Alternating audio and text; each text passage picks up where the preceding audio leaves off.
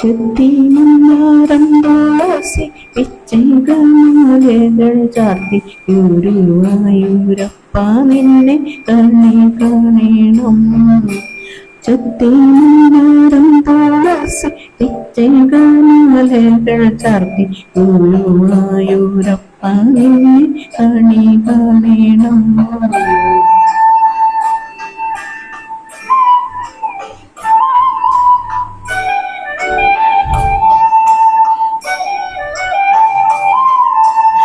മയിൽപ്പീലി ചൂടിക്കൊണ്ടും മഞ്ഞത്തൂവിൽ ചുറ്റിക്കൊണ്ടും മണിക്കുഴലൂതിക്കൊണ്ടും കണി കാണണം.